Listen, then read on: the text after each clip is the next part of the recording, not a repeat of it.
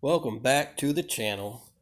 Today we are going to be talking about my old Vega that I just recently got rid of.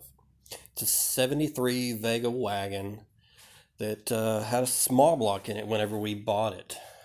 Now, I've always had a soft spot for Vegas. A soft spot for Vegas. And whenever my girlfriend showed me this one, I kind of fell in love with it. Even though I'm not a fan of yellow, the car just kind of spoke to me. We looked at the pictures that you're looking at, and you can see it's a great car. So whenever me and my friend Kyle went down to Sheridan, Arkansas to look at it, you can see we put it on the trailer and we brought it home. I handed him the cash. Kyle and I loaded it up on the trailer, and we were heading back to Fayetteville. Once we got it back, that began the process of trying to get everything to work on the car. It had some issues, which is why I got it for the price I got it for. And, the brakes needed some work. I ended up having to put a new master cylinder on the car. I went through and I did some tuning to the car to kind of make it run a little bit better, which the first audio clip you'll see of the car, it sounds like it's got a gigantic cam in it, when really it's just the tune's a little off on it.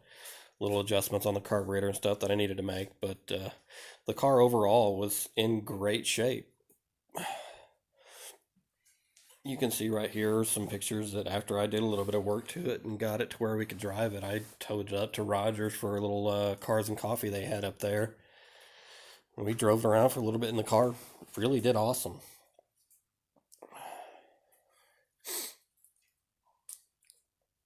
Really great looking car. You can see I hated to get rid of it. Here you can see that my old Chevy truck that I towed it up there with. Some more pictures of it when we took it up to the Northwest Arkansas Mall area right up. We were actually in the parking lot for the Malco Theater to another event there, and I actually got my first somewhat trophy for the smallest wheels, the little 13s that were on the front of it. It's just a cool picture that I took here in West Fork where I live at, right out in front of the little Opry.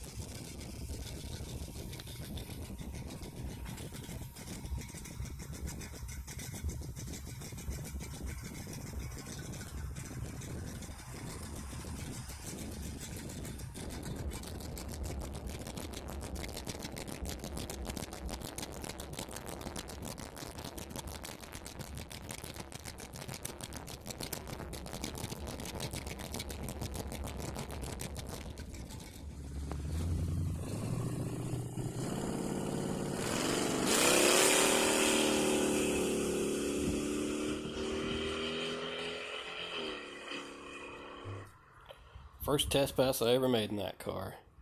After getting a little bit of work done, tuning the carburetor, I actually had my buddy Van Dunn help me out and get it tuned up a little bit. And we decided that the car was actually ready to take to the track. So we did some final changes to the car, got it loaded up on a trailer. And in these next clips, you're going to see where you can see it on my trailer. We actually loaded up for the track day, and here's the footage from that.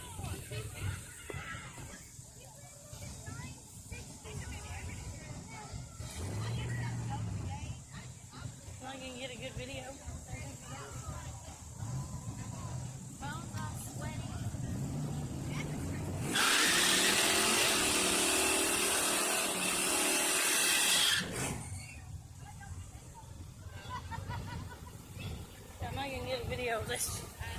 Yeah, because when he blows that black smoke, that's it. That's all you get.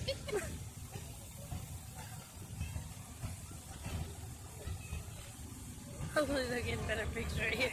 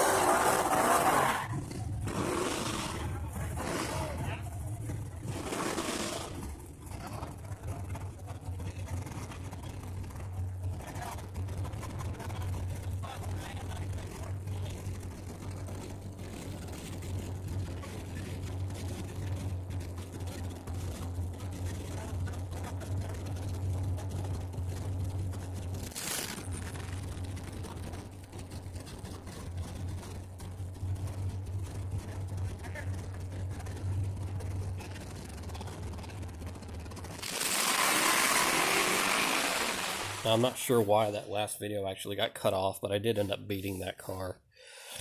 But either way, it's irrelevant. That was our first time actually taking that car to the track. I did a little bit of adjustments while I was there and made some improvements, and the car actually ran pretty good.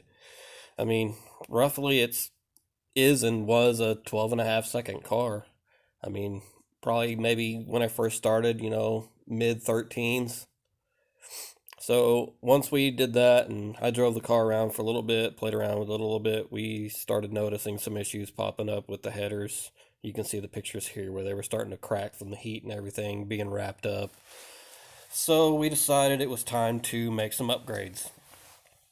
So I pulled the interior out of the car, got everything ready. In the process, I actually found the build sheet and some cool little trinkets that I found underneath the carpet whenever I pulled it out.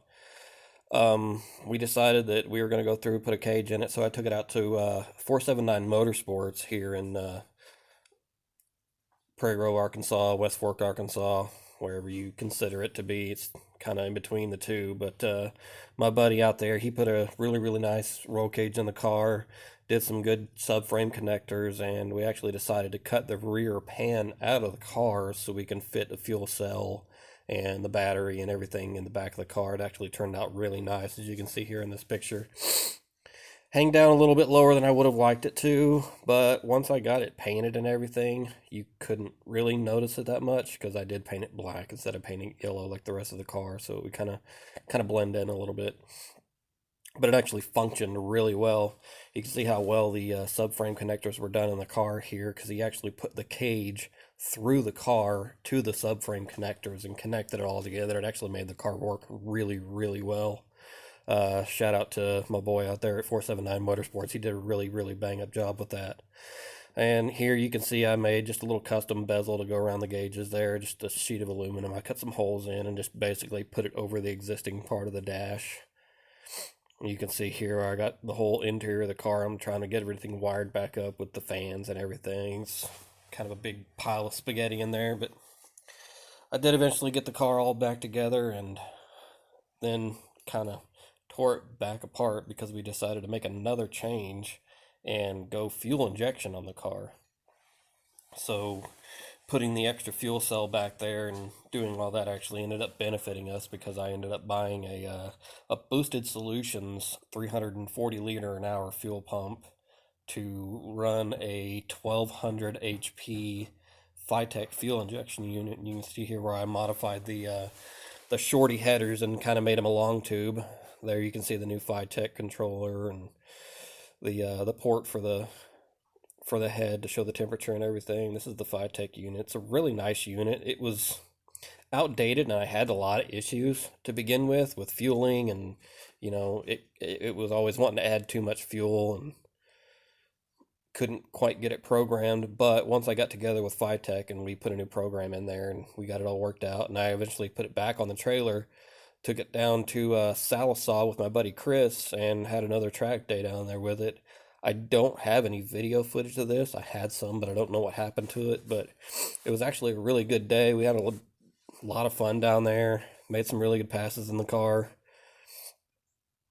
And actually ran the fastest pass that I had made in it, which was it was an 8 flat in the 8th mile, which basically translates to a mid to low 12-second pass, depending on, how well it's running out the back door. But it was a lot of fun. You can see here his Mustang next to mine, and it was a really, really fun day at the track.